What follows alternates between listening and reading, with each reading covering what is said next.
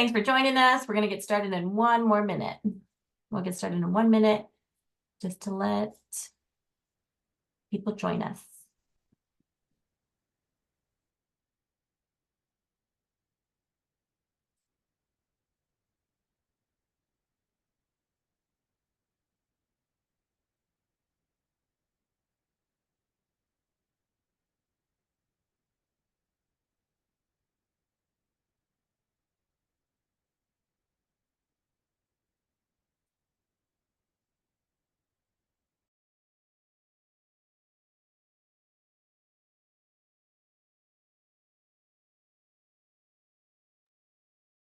All right, it is 12:02. We're going to go ahead and get started. Thanks again for being here, and welcome to today's webinar on navigating treatment with Partnership to End Addiction. My name is Bree Guzman, and I am the Youth Prevention Manager at notMYkid. notMYkid, we are a nonprofit specializing in prevention and behavioral health for youth and families. At notMYkid, our commitment is to offer the best prevention and behavioral health services to protect youth mental health and to leverage the power of lived experience. We make a difference in the community by educating people to build resiliency, inspire hope for the future, and grow connection and communication. Our mission is to ensure every kid thrives by inspiring positive life choices. Today, with us, we have Partnership to End Addiction, a national nonprofit organization based in New York City. Partnership's mission is to transform how our nation addresses addiction by empowering families, advancing effective care, shaping public policy, and changing culture. Joining us, we have Dr. Linda Richter, who is the Senior Vice President of Prevention Research and Analysis at Partnership to End Addiction, where she conducts research on the nature, scope, predictors, and consequences of all forms of substance use and addiction, especially among young people. And I'm going to go ahead and pass it on to Dr. Linda Richter. If you have any questions during our time together today, please put them in the chat box. You can go ahead and put them in the Q&A box and we'll get to them. Thank you. Great. Thank you so much, Bree. So I'm going to get started.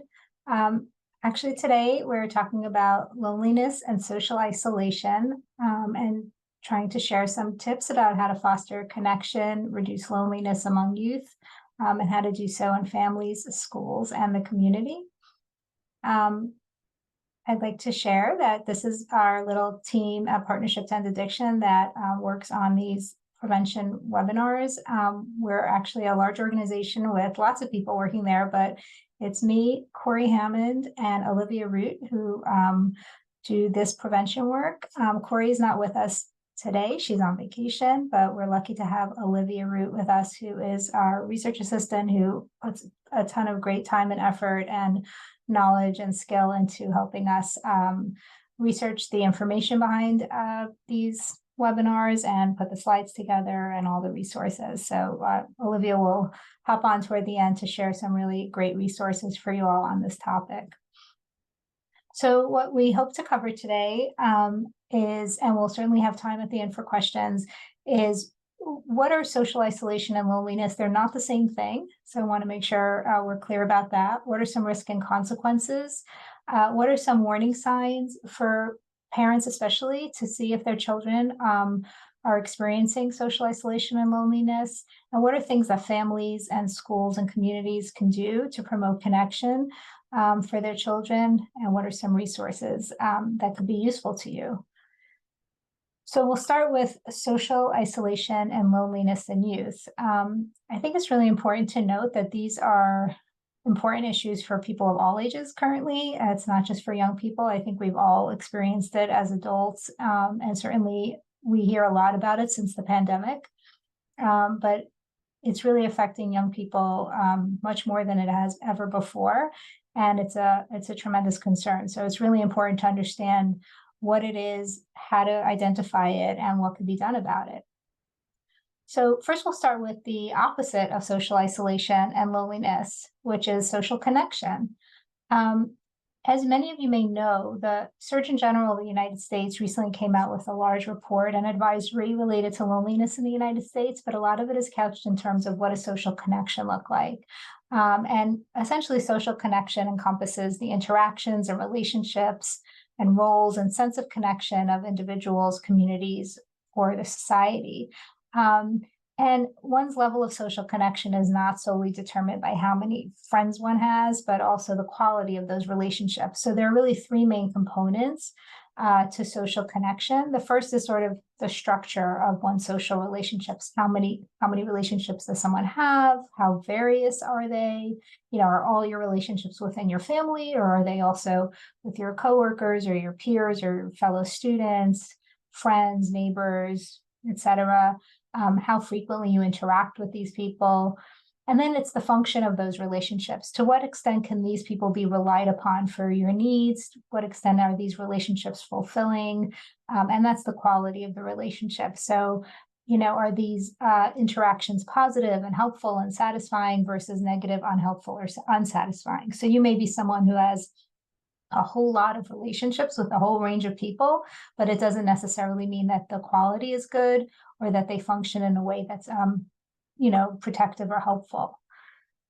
So there's a whole range of things that could shape one's level of social connection. And I think if you look at these categories of individual and relationships or peers and community and society, it should look kind of familiar to you, because these are sort of the key categories that we talk about a lot when we talk about public health in general, of where there are levers in our surroundings that can influence whether we're living in a functional, adaptive, healthy way or not.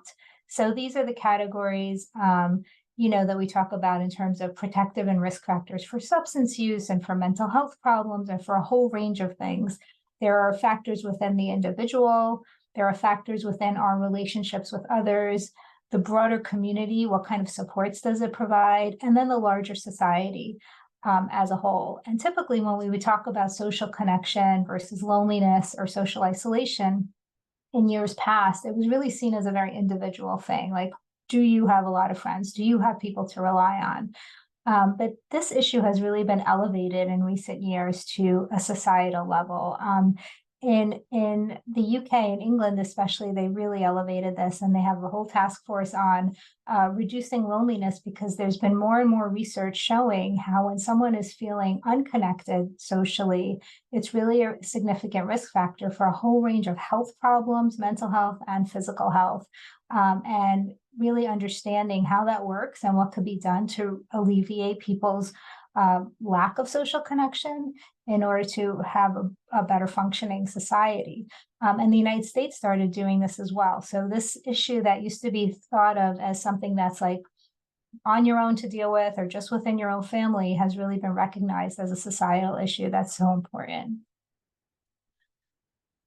So before we go on, I just want to make sure that we define the idea of loneliness and also differentiate it a little bit from this notion of social isolation or social connection. So loneliness, it's more subjective. It's your perceptions. It's your perceived isolation from others. It's a feeling of not having the social contacts that you might want in your life. Whereas social isolation is a little more objective or factual. It's basically, do you have access to other people, to friendships, to communities or other peer groups that can offer support and connection?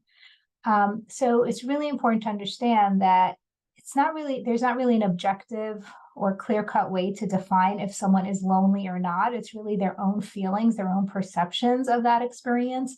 Whereas social isolation is a little bit more objective. If somebody really has very few interactions or access to other people in their life, they're socially isolated. So what we're concerned about here primarily is loneliness among youth. And what you'll see is that for young people, it's really more loneliness than social isolation typically, because if you think about young people, they are in school, they are naturally around other people quite often, more so than most adults. So they have access to other people. They're not typically isolated. It's really this personal sense, this perception that they feel lonely, that's really important when it comes to youth. We do know that social connection obviously is so important for everybody's health and well-being, but for young people in particular, it's really essential for development. And we also know that loneliness affects young people significantly more and more intensely than it does adults. So in recent years, there's been more research and studies of how many people are experiencing loneliness in different age groups. And we do find that loneliness is really significantly high and across age groups. And there's been a lot of attention on the elderly population who are typically more isolated and have fewer social opportunities than younger people do. But what we're finding in the research is that it's the younger people, essentially teenagers and early adults, who are reporting much higher rates of loneliness than their parents' generation, so people who are a bit older than that. And then when you get to the very old age group, you're seeing loneliness as well. But it's really these young people that we're very concerned about. And again, I just want to reiterate that you don't have to be alone to feel lonely, but so there's many people who have people all around them, but they still have this deep sense of loneliness. And the reason that's really important when it comes to young people, if as a parent, is you may kind of tend toward being dismissive of a young person who complains about being lonely or seems to be lonely by just sort of saying, well, you have kids all around you, why would you be lonely? Why don't you hang out with the people at school and this and that? And it's important not to be dismissive of that because, again, it is this perception. It's a subjective experience. It's not, the number of people that you have around yourself. It's also important to know that it's a continuum. So it's not like either you're lonely or not. You could feel lonely one day and not the next day, or you could feel a little lonely. It's not like, a yes or no kind of thing. And there are different factors that can influence how lonely an individual feels, and those can fluctuate from day to day or different circumstances. So when you look at the actual data, what we're seeing is a significant increase in feelings of loneliness over about the past decade. And the data are really striking when you look at it starting in 2012. There was a study that looked at it from 2012 to 2019 and found that over time, that amount of time, 51% fewer young people said that they visited with friends or hung out with their friends at least once a week. And if you look deeper at the data on that, it's not showing that they have fewer friendships or fewer people to hang out with, but that the extent to which that they hung out with these people declined substantially. And then corresponding to that, we find that the amount of anxiety and loneliness that they report and feel increased substantially over that time period. So kids are hanging out less with each other. Another interesting finding was that 14% fewer young people reported enjoying school, often or always, and similar amount of a decline in the number of kids who said they find school to be interesting. Now, finding school to be interesting may not seem to have something to do with loneliness directly, but if you're not interested in school, you're less likely to feel connected to school. And we know that that connection to school for kids, that feeling that you're part of it and connected to it, is an essential component of loneliness. Another thing to point out here is the rising rates of loneliness and social isolation. So what you'll see here is data from a national survey from 2021 of 8th, 10th, and 12th graders. And what the data are showing is that over the course from 1997 to 2021, we've seen increases in the number of kids who report feeling lonely quite often, and a decline in the number of kids who report saying that they have a few friends who, that they feel that they can get together with. So having fewer friendships and feeling lonely a little bit more. But what I want to point your attention to is where these lines sort of diverge, like where they go up and where they go down. And if you look down, you'll see that, again, it's at around the year 2012, where you're seeing on the left side this increase in the number of kids who are saying they feel lonely. And on the right graph, you're seeing in 2012 a decline in the number of kids who say that they have friends who they can get together with. So keep in mind that year 2012, because it's important. And if this wasn't a webinar, I'd ask you to tell me what you think happened in 2012 that might show this difference. But I'll say it. So essentially, that's about when social media and iPhones became really popular among young people. Let's keep that in mind as we kind of continue going through here. The other thing that happened that has a really significant impact on youth loneliness is this feeling of essentially it was COVID, right? So what we know that COVID sent a lot of kids home and they were socially isolated. There were lockdowns or, stay at home orders. And we found in a study conducted by Harvard, this was focused more on young adults, so like 18 to 25-year-olds. They found that during the pandemic, that was the age group that experienced the highest rates of loneliness. So 61% of 18 to 25-year-olds reported feeling lonely. And that was significantly more than people who were like in their 50s and 60s.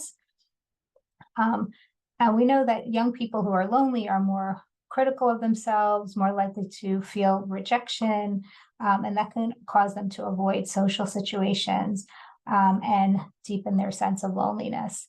What I do want to point out also is that ironically, some people felt less lonely during the lockdowns of the pandemic in general than at other times. And this was a few of the people, because essentially, if you have this feeling that everyone is experiencing the same thing as you, and everyone is at home and everyone is, experiencing this isolation, it feels less lonely than if you feel like you're the only one. So it's like if you feel like everyone else is out and partying and having a good time, but you're alone and you're home with nothing to do, that's a worse feeling than if you're part of this broader societal change where basically everyone is lonely and living on their own.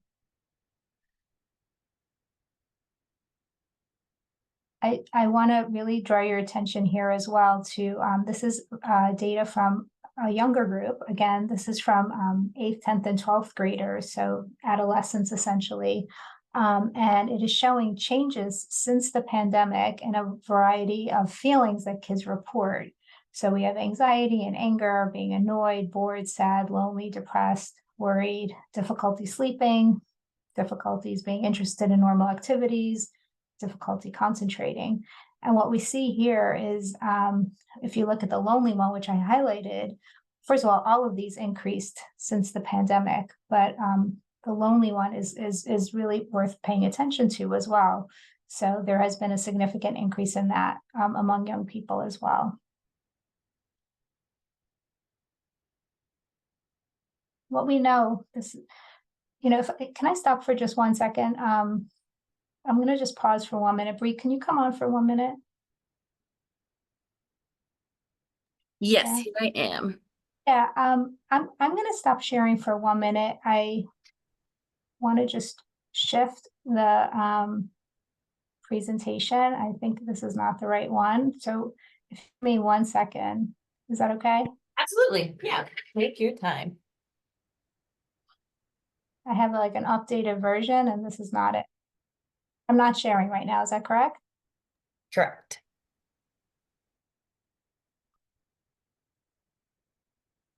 Just give me 1 minute. I'm sorry about that.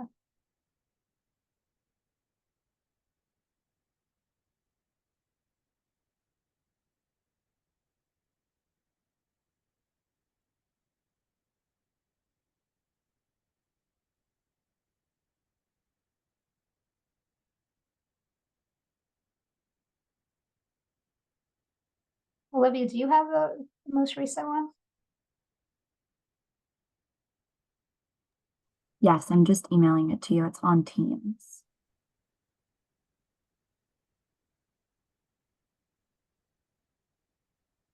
It should be coming up in a second.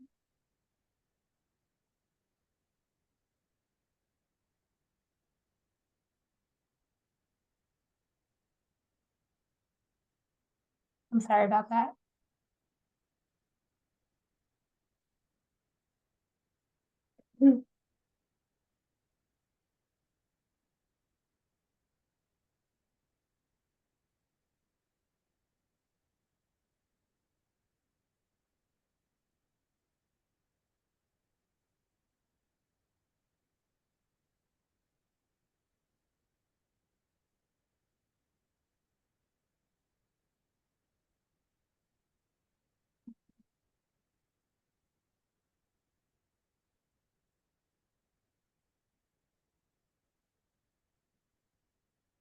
Okay, are you seeing this?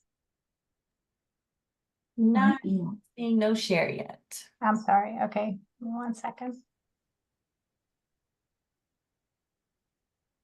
How about now? Mhm. Okay. It's not a presentation mode yet. Oh, there we go. We're good. Okay, I apologize for that. Sorry, everybody. So what I want to show here is that, so it's more about social connection here, and I think this is important to note. So essentially, when people have high quality, close relationships and feel connected to the people in their lives, it's associated with a decrease in illness and in all sorts of adverse consequences. We also see the opposite. We see that when people are lacking in social connection, there was research recently done that shows that it is more detrimental or unhealthy for people than smoking up to 15 cigarettes a day. You may have heard the statistic. It was reported quite a bit in the from the Surgeon General's report. So the effects on one's health are worse if you lack social connection than if you smoke daily, drink 6 alcoholic drinks a day, have physical inactivity, obesity, and air pollution. It is really a public health issue, and it's quite significant. Oops, we got that already, sorry. So it's important to talk about loneliness as being subjective. So as I said before, so it's not just about the number of friends someone has or how often they have these interactions. It's their own individual needs. And these are some questions you kind of might want to ask yourself or someone that you're caring about is, does the group of friends that you have create a sense of fulfillment and belonging for you? Do you wish you had more trusted peers to confide in?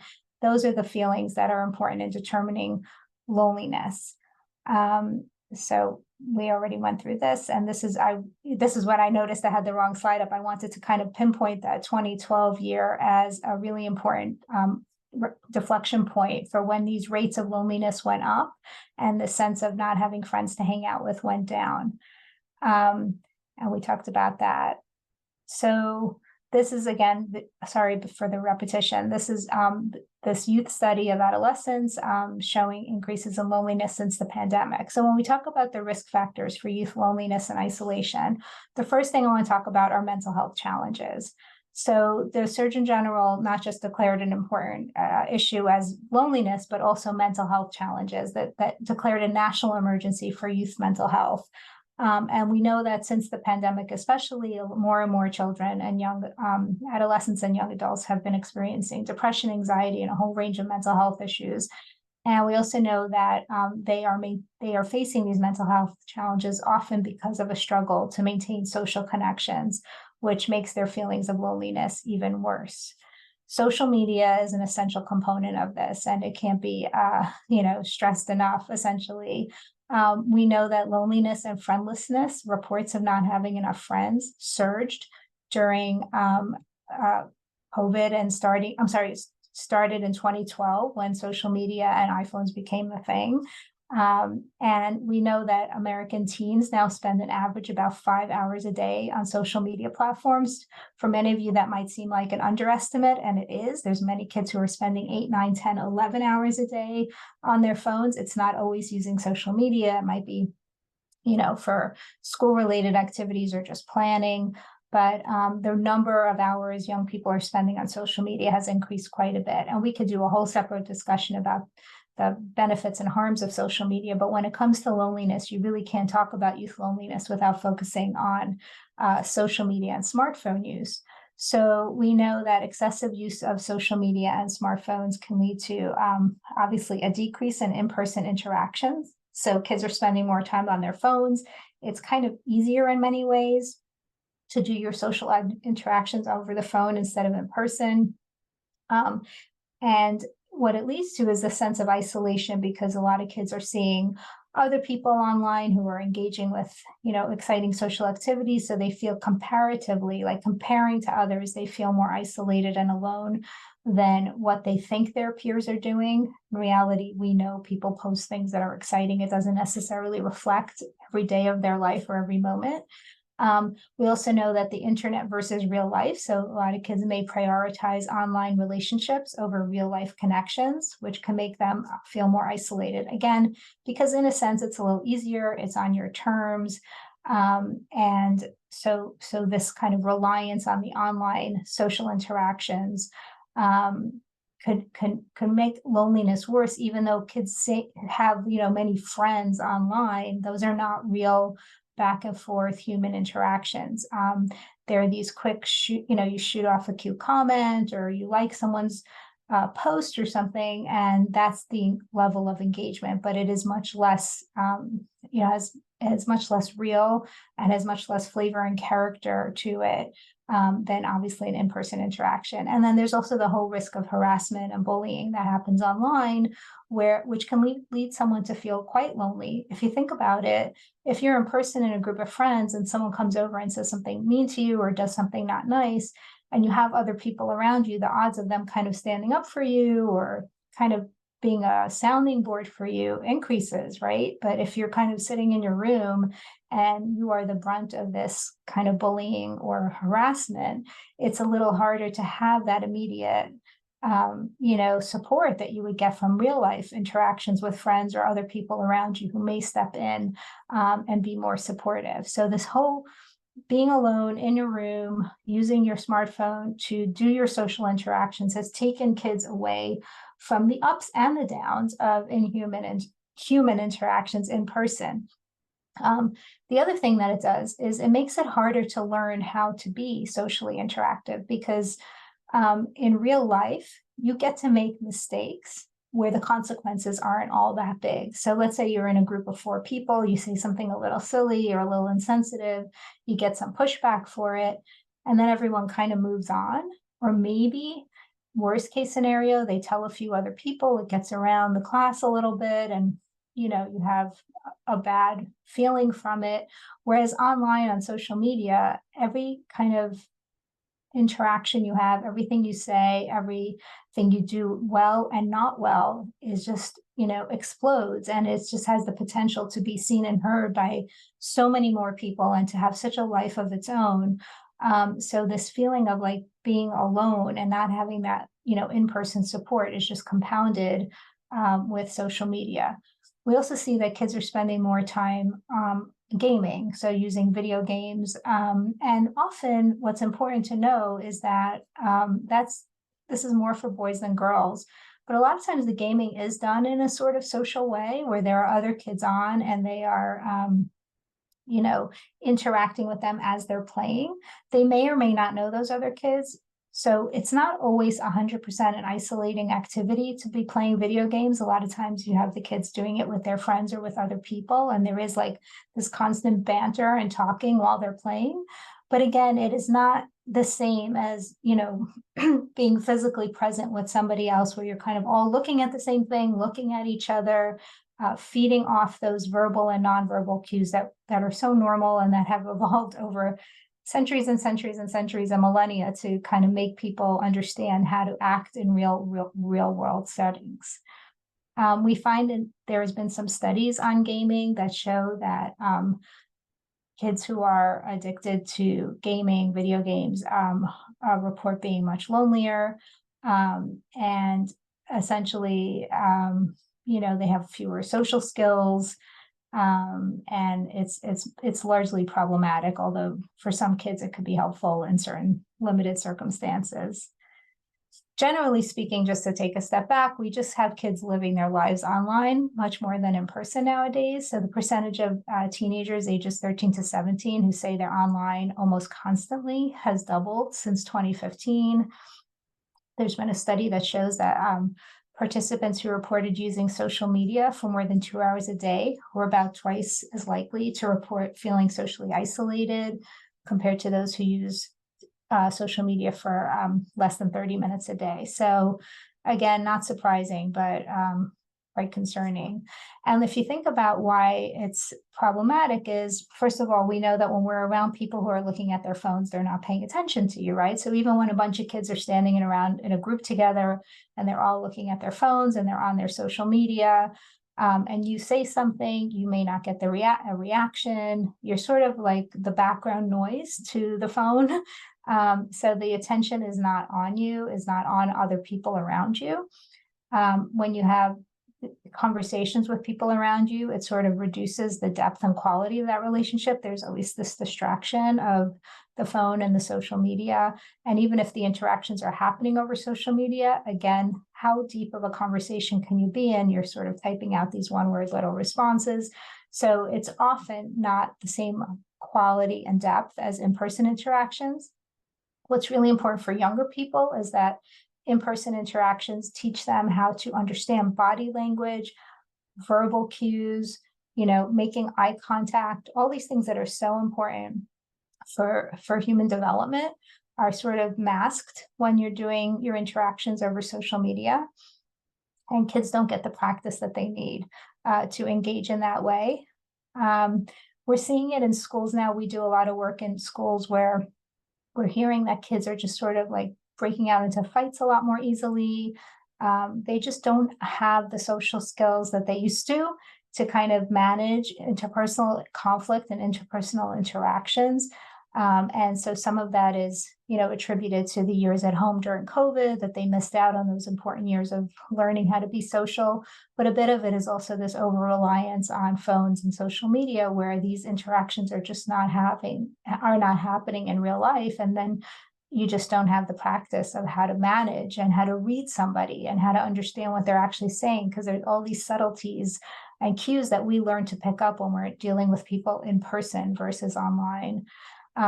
There's also this constant sense that kids feel like they're missing out, and they may just kind of be more impulsive in how they react to things, because online you're sort of rewarded for being impulsive and reactive and sort of having a big reaction to something instead of just letting it go and letting it sit for a few minutes and letting things pass. So what counts as rewarding in social media or online is very different from what's rewarded in person.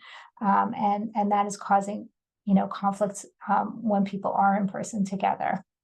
And then there's this reduced sense of belonging or mattering, which we're going to come back to. So if you're one of just millions of people online on a certain social media, site, you don't feel as significant unless you're making a lot of noise and doing like extreme things as you might in a room of, 10, 20 other kids, when you say something and people are listening and you can have an actual impact and you could do something nice for someone and then you get positive feedback for it.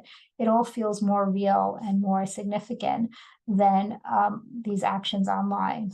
And we're seeing this trickle down into kids' mental health issues. So we are seeing research showing that adolescent mental health problems are increasing with more screen time. So essentially kids who are online on social media or using screen time more often also report higher rates of mental health issues.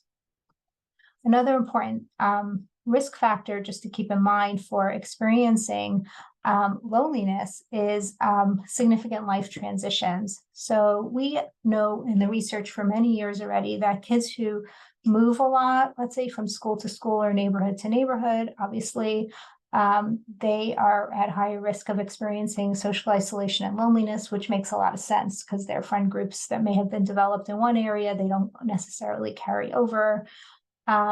But we also seeing it a lot with young adults. And I think it's important to keep in mind, we often say to kids, oh, you're going to college or you're moving out, you're starting your new life. That's so exciting. And it's really built up. And for many kids, it's terrific. But for many kids, it means losing this massive stability and structure that they had within their own family, neighborhoods that they grew up in, that they know well, their peer group that they felt comfortable with all for so many years, moving into a new environment where, again, although there are so many peers around them and so many people their age, maybe they may feel more lonely than ever because they don't have that same support system that they're so used to. There are certain groups of kids that are at heightened risk of experiencing this social isolation and loneliness compared to others. So again, kids who have mental health issues or physical health problems, they tend to be more isolated and feel more lonely.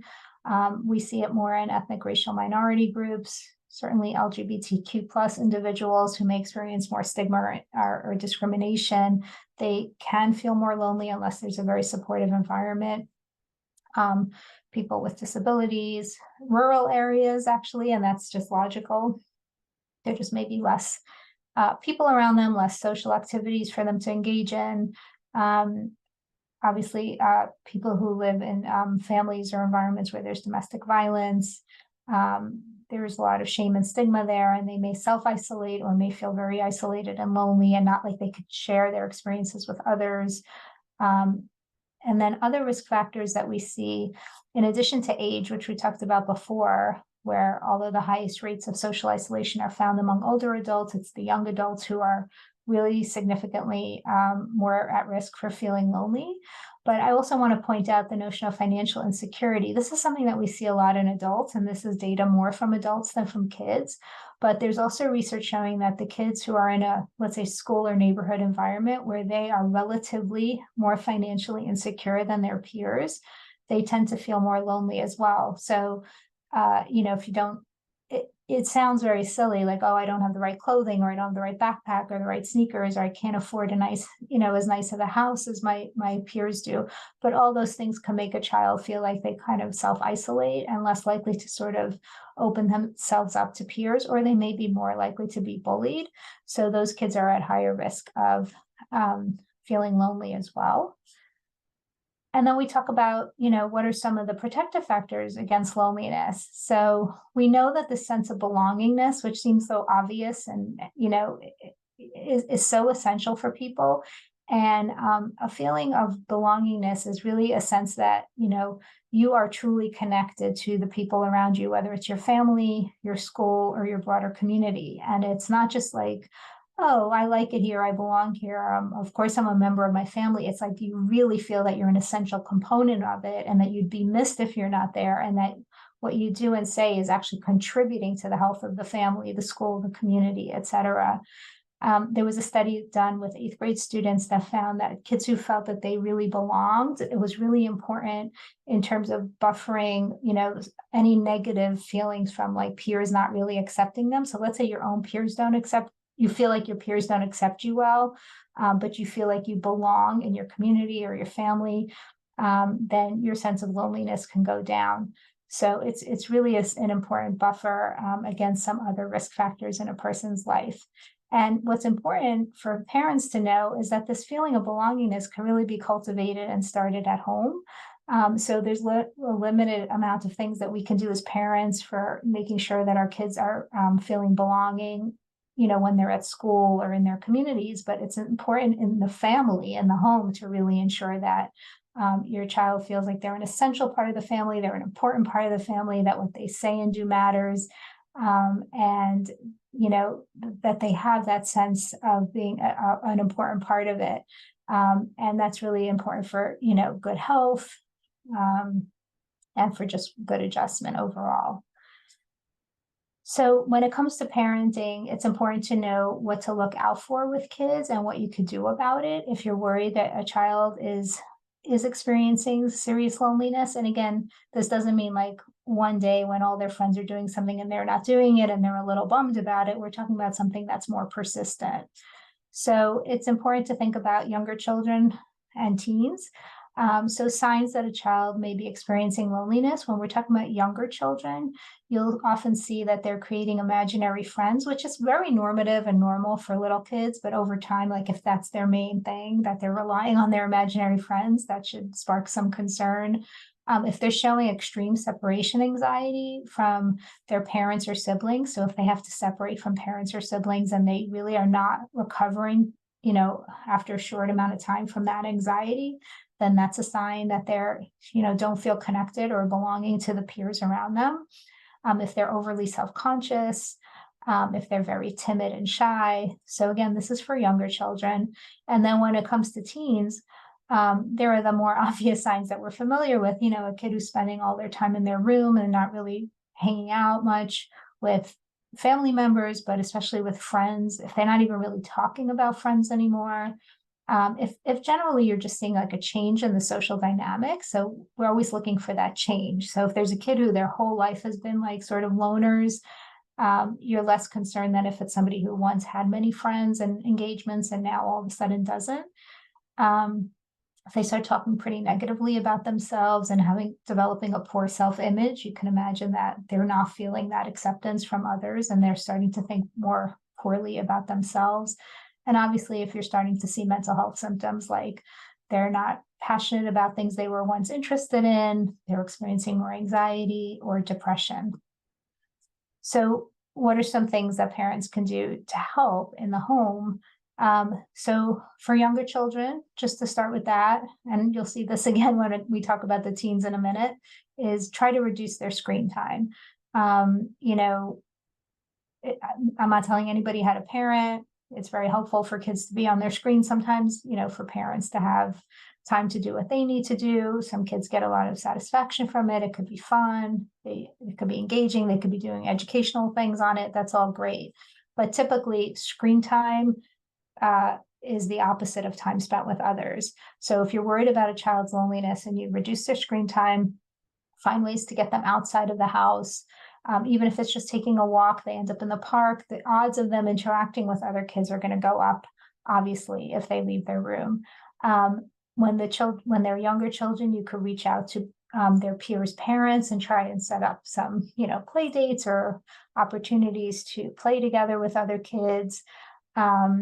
And what's really important is for parents to recognize that it's best for kids not to have just one solitary group of friends or source of friends, but as much as possible to create an environment where they can have groups of friends from different places. So there could be their school friends, but then if there can also be, you know, a group of people they hang out with from their neighborhood who's distinct from their school, or from summer camp, or from a religious institution, or from some extracurricular activity they do, swimming or tennis or football or baseball or whatever it is. Those expands the opportunities for social connections, and it also serves as a buffer in case one group of friends in one location isn't really working out in a particular situation. So you can have a situation where kids are not feeling like they're very well connected to the other kids in their school, but they really feel connected to the kids on their baseball team, or they really feel connected to the kids in the neighborhood who they play with after school. And that's great. So it's almost like, you know, a backup plan for kids, that there's some other group of kids that they can rely on for their support. And if none of that is working, you know, you do want to ask for help from a school counselor, sometimes from a pediatrician. They may have some good suggestions, especially in the schools, of ways to kind of get the child to be more engaged with other kids. And then when it comes to teens, again, reduce the screen time to the extent that you're able to. Always want to communicate with them, ask them how you can help. It's really important to empathize with their situation if they're expressing any kind of loneliness or isolation, instead of minimizing it, like, oh, come on, there's so many kids around. You have a million friends. What are you talking about? You know, that's the worst thing to do with teenagers. We don't want to minimize their experience or their feeling. We don't want to be dismissive of it. Certainly don't want to blame them or shame them. We want to help them problem solve. We want to help them think about why they may be feeling that way and what are some things that we can help them do or they can do in order to feel less alone. Sometimes that means fostering some relationships, even with other adults. And again, facilitating like these different groups of friends that they can have. And if it's really persisting for teenagers as well, you could, you know, they probably won't want you reaching out to the school to help them, but you can sort of get them some support through a therapist who may be able to help them develop some of their social skills or find things that they like to do so that they can have more opportunities to engage. But essentially what you're trying to do is really understand why the child is feeling lonely.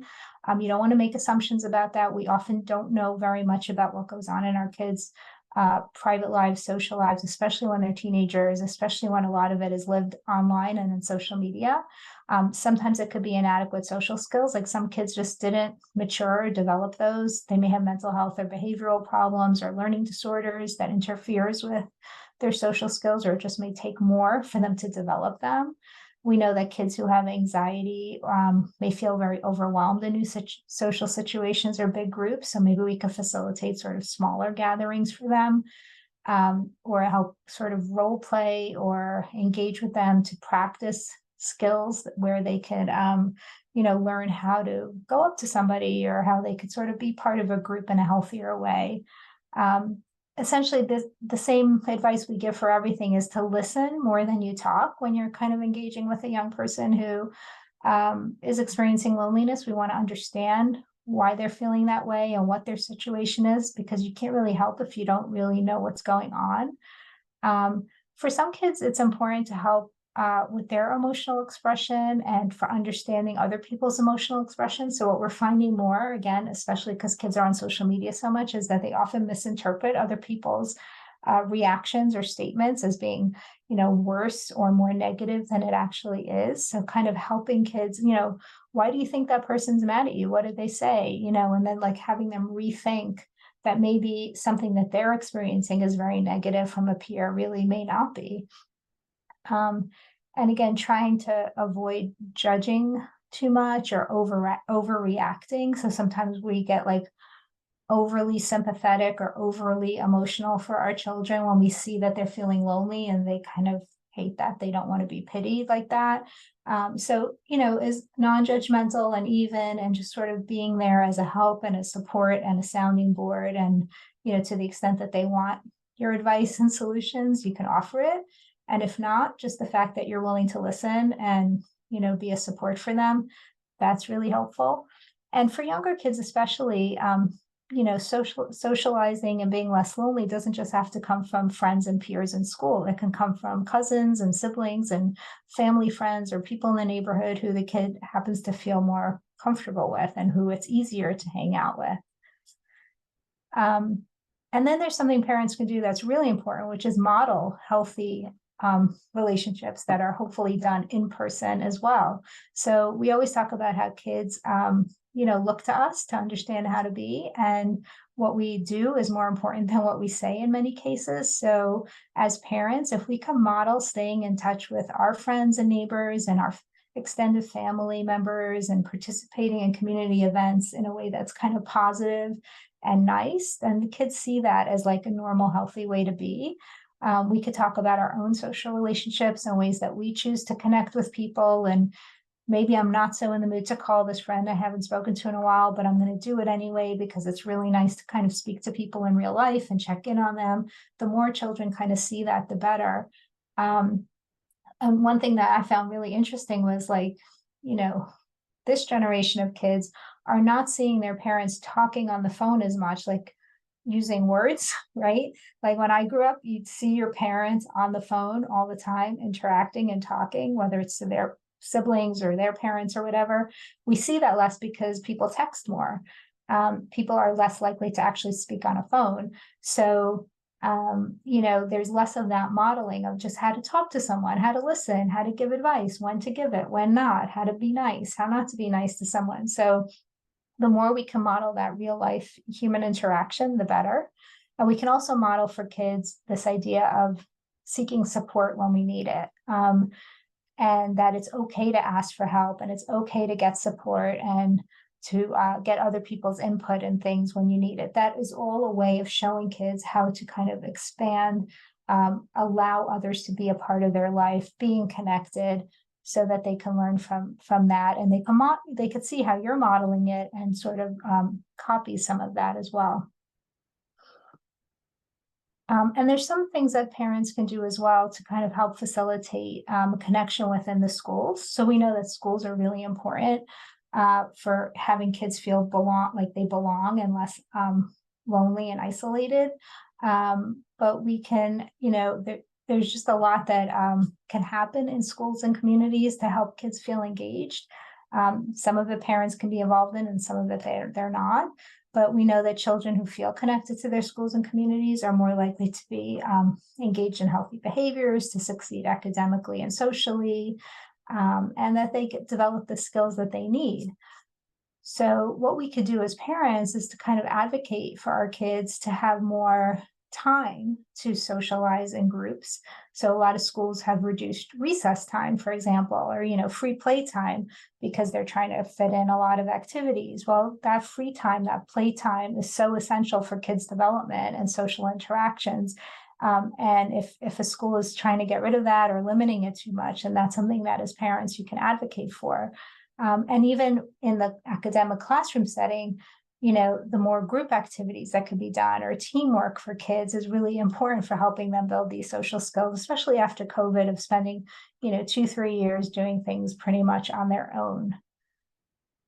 Adult mentorship is really super important for kids as well. So for a child not to be lonely, it doesn't just have to be that they're engaging with their peers. It could be they're engaging with adults as well, and adults who make them feel good and like they matter. So having kids participate in activities where they're challenged, where they feel rewarded for kind of contributing to the team or contributing to an effort. Really having kids, you know, as much as possible, participate in volunteering or civic engagement activities where the rewards are just tremendous. And it really feeds into this feeling that every individual has something to contribute and that what they do really matters to the others around them, that they'd be missed if they weren't participating. It gives them a sense of purpose, a sense of like future orientation, that what they do is going to kind of help something in the future and that they have to keep, you know, participating for something good to come out. Those are all really essential skills and lessons that kids can learn that we can kind of help facilitate as parents. So I know we only have a few minutes left. I'm going to ask Olivia to join me now and to share with us some of the resources that we have from Partnership to End Addiction, but also from other groups as well that could be really helpful here. Yeah, hi everybody. So I'll move through this pretty quickly because we want to leave some time for questions at the end.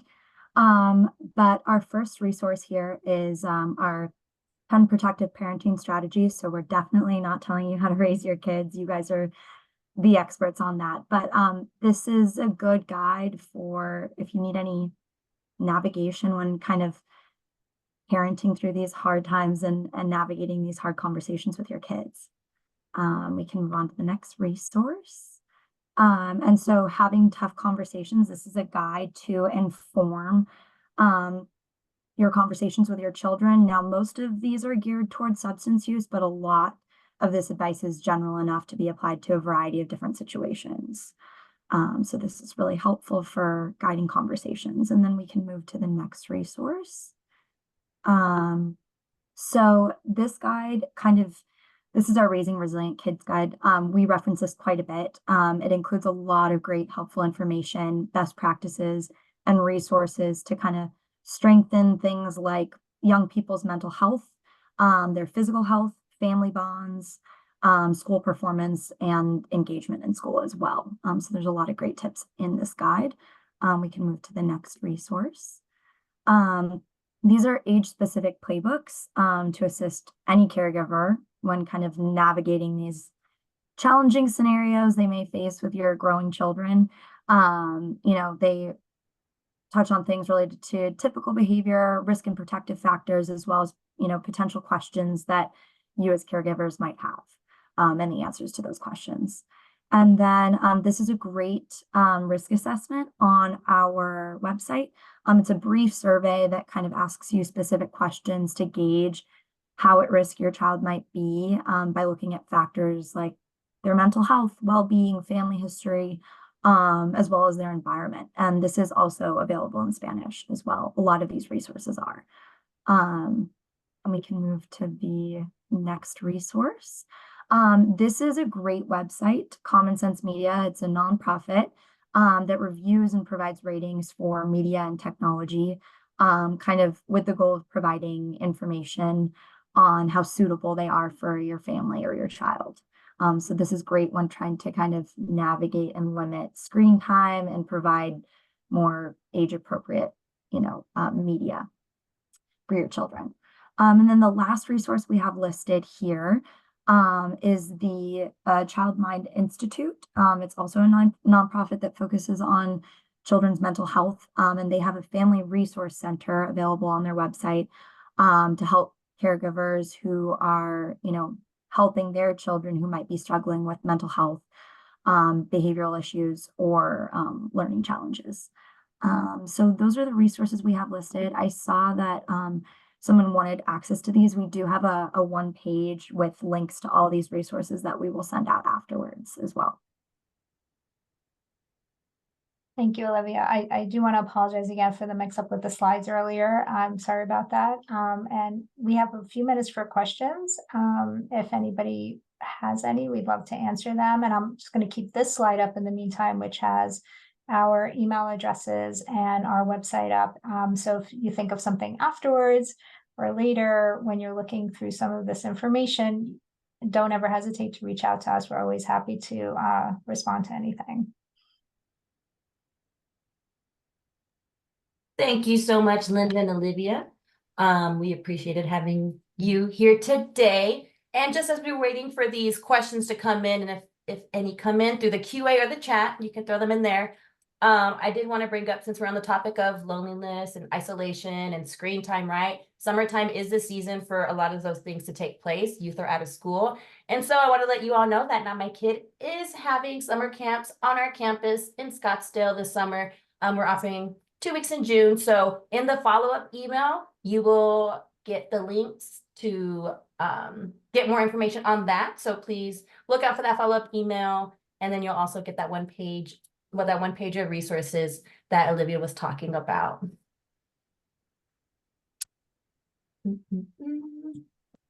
Let's look at about 3 minutes. Let's see if any questions come in. Of course, I want to thank you all for joining us here today on your lunch break, or wherever you are this happy Friday.